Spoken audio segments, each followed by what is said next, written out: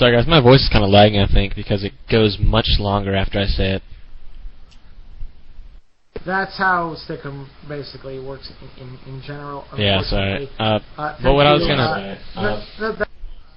Wait, unfortunately, I'm going to have to move on to someone else.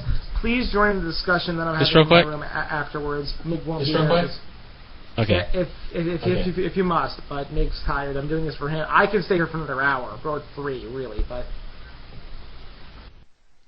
Yeah, it's okay. Sorry, it's lagging, so I'm saying something, then afterwards it's coming out much longer afterwards. Just be quick, and we'll try to get through this as fast as possible, because there's at least one more person Mig has to pick, and then he see you guys. Go to sleep. Alright, see you guys. Don't undock. Okay. Graph, everyone stay there. Mig, pick one more person to ask whatever question they... Well, you can undock. You can undock if you'd like.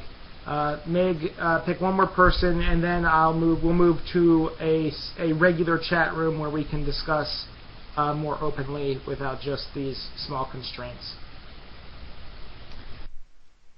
Who has a question, say it, Mig, whoever you'd like, and they can address whoever. Graphite, you can undock. How about working class theist? Your question. Good choice. That's who I would have picked, actually.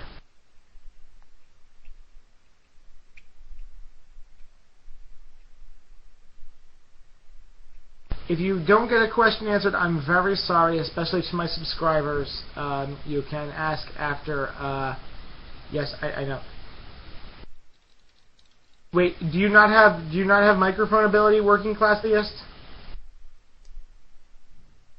I will allow a text question if... Okay, well then dock. There's 2 open docks. Go ahead and dock. We're letting you. You won't get kicked.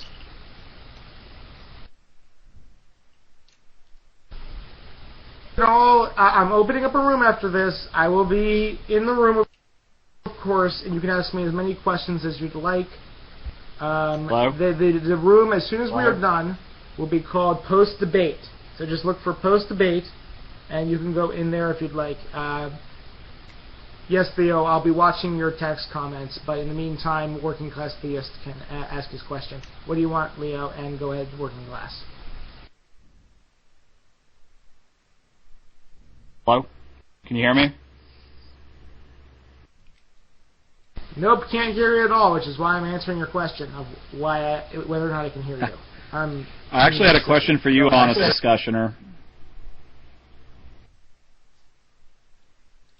Go ahead. Okay. And you can call me HD, by the way. HD. Everyone, just call me HD. It's so much easier. Sounds good. If you took the most fundamental particle of the universe, and just picture it, we don't quite know what it is yet, do you think it explains everything else that's come after it since then, in and of itself? I have a feeling you're going somewhere with this, but despite that feeling, I'm going to answer as honestly as I can. Not at all.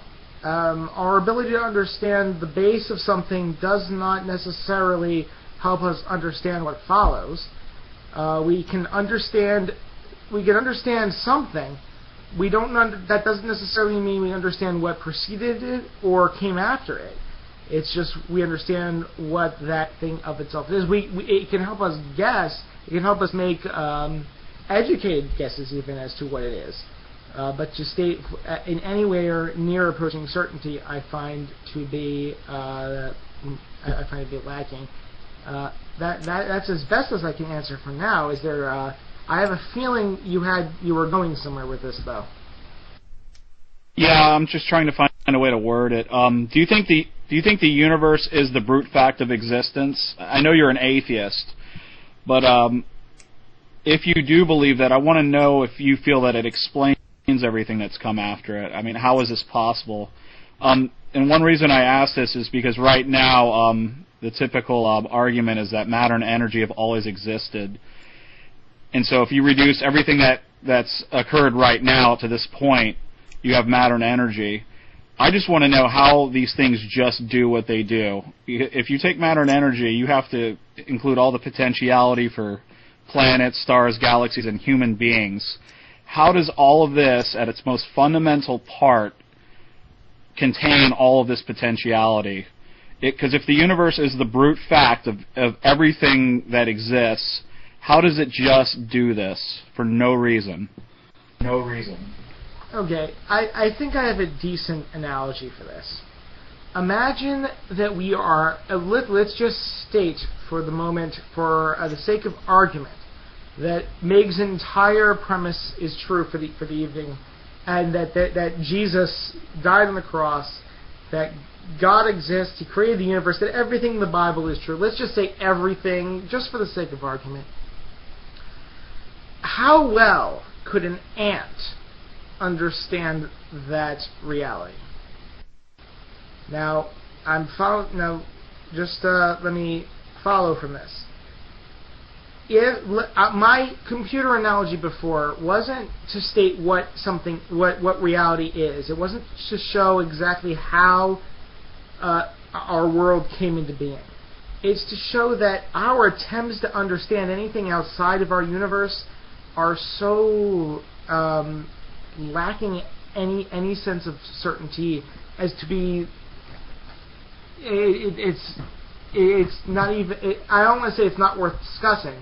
I want to say that we can't really make any sort of assertions, because for an ant, we are its God. And if it can even comprehend us as human beings and as the caretakers of it, it could never understand what's beyond us. So let's just state for a moment that there is an intelligent creator beyond beyond God. There is an intelligent creator such as God and Jesus and Yahweh. Let's state for a moment, for the sake of argument, that that's true. We cannot state that therefore, based on our own mental abilities, that there is nothing beyond it. Perhaps we have a complete inability to understand that reality. That does not mean that reality does not exist. For the ant can't even comprehend us. It can only look at this massive entity and not even wonder. But if we look at it on a scale, as the ant is to us, we are to this idea of God. As the ant is to us, there are obviously things that are greater than us, but to the ant, at the very best, that is all it can comprehend.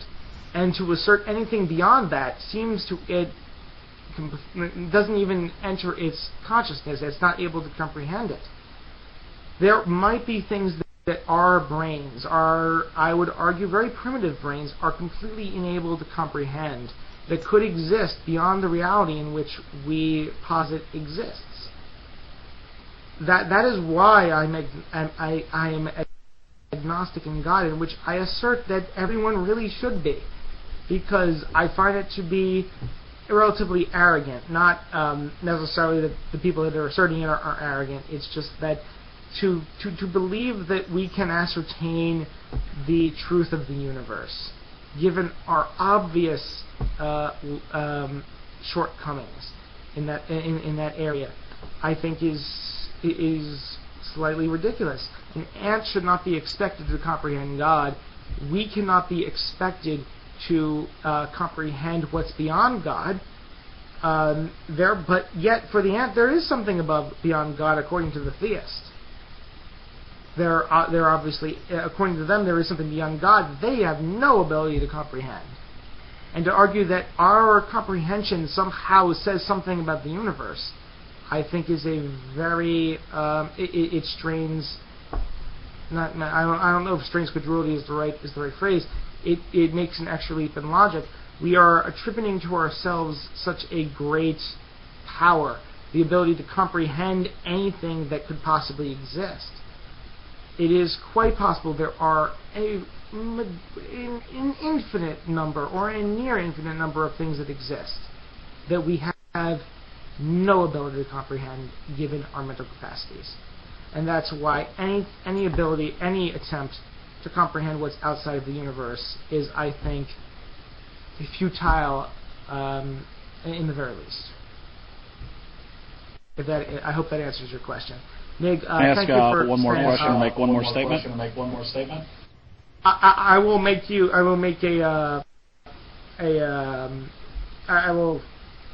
I will compromise with you. I'm going to open up a room, and later, Mig's been staying here longer than he's wanted to, and I thank him for doing that. I'm going to open up a room. I actually have to go to bed. I'm going to be opening up the room, and you will get the first question. I'm sorry. And we can do it there. I'm sorry. But how about this, Meg? If you want, you can leave. Working Class Atheist can ask me the question as I make the other room. And yes, thank you, Sushi Nyama too. I love sushi.